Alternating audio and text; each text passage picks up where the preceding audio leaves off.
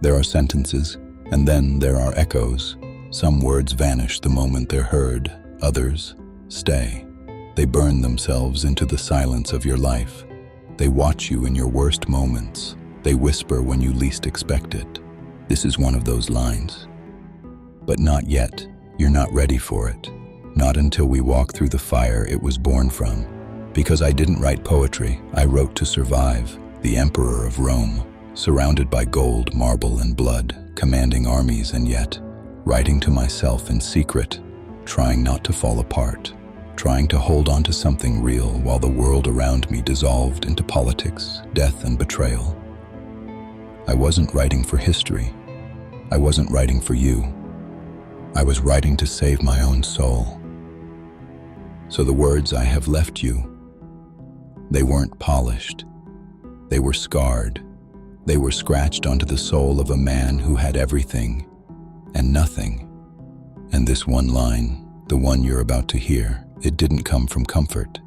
It came from the edge, where philosophy isn't a theory, but a weapon against despair.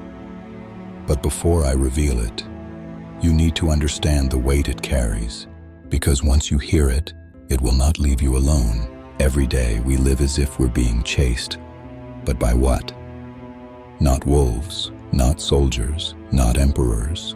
We're chased by time, by our own thoughts, by expectations we never agreed to carry. We scroll endlessly, distracted but never fulfilled. We chase pleasure but feel numb. We chase purpose but fear stopping long enough to ask what that even means. And in this blur of motion, we mistake noise for necessity, productivity for peace. This is where the Stoics begin, by asking the most painful question. What are you running from? Because I know that most people aren't living. They're reacting to gossip, to insult, to tragedy, to fear. And when you live like that, life becomes a series of fires you're always trying to put out.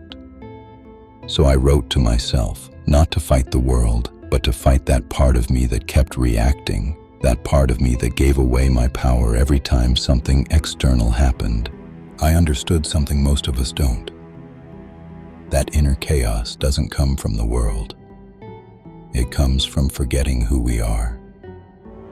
And so every sentence I wrote was a rope to pull myself back, to remember, to stop reacting, and start becoming. And in this storm, I wrote the line. But not just yet. Seneca once wrote, "We suffer more in imagination than in reality." I agreed. He believed the mind was like a fortress, but most people leave the gates open. They let anyone, anything, any thought walk in, and they don't question it. We let a stranger's opinion destroy our day. We let a deadline erase our peace. We let a memory define our future. But what if you didn't?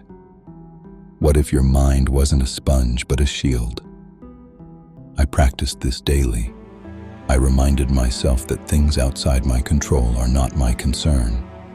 I called it cutting off the fire's fuel. Remove the opinion and the complaint is gone, I said. It's not about being numb. It's about refusing to give power to what doesn't deserve it. Imagine carrying a burning coal because someone threw it at you. The Stoics would ask, why carry it at all? I saw this clearly, and from this clarity came the line, "Are you ready? It's time." In Meditations, Book 4, Passage 36, I write, "You have power over your mind, not outside events. Realize this, and you will find strength." That's it, 16 words, but within them, a quiet revolution. You have power over your mind, not your boss, not the economy, not your parents, your past, or your pain. Your mind. That means how you frame things, how you interpret suffering, how you respond, not with reactivity, but with clarity, not with fear, but with intention.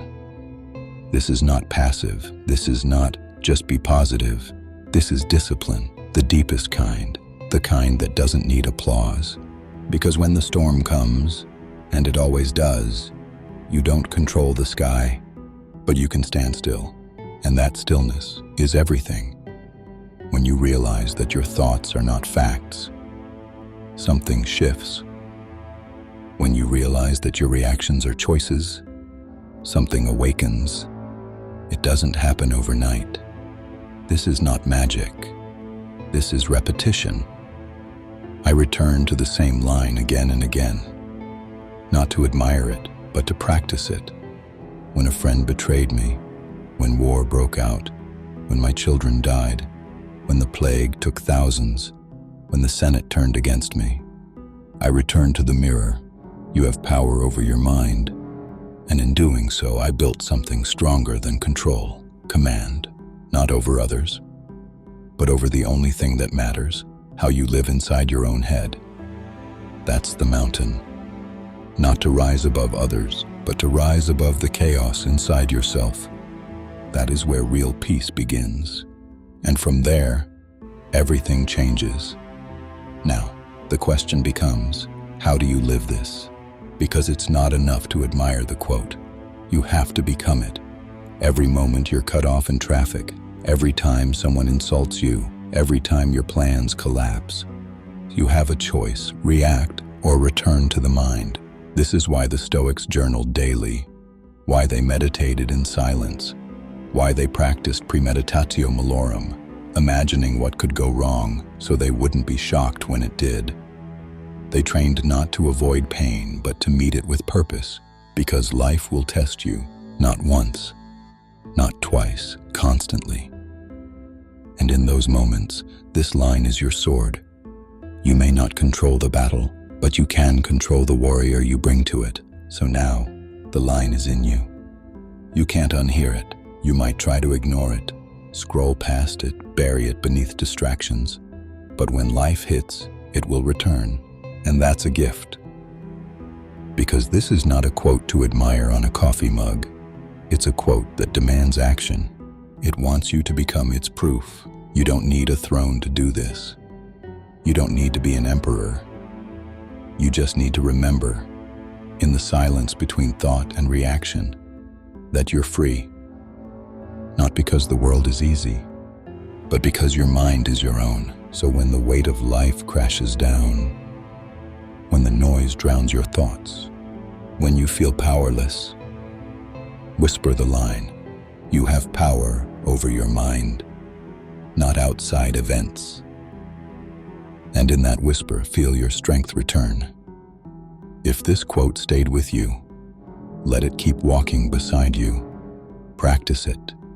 Share it. Let it change someone else's day, like it just changed yours. Subscribe for more Stoic insights like this, ancient words made for modern souls. And if someone you know is struggling, send them this. Because sometimes one line is all it takes.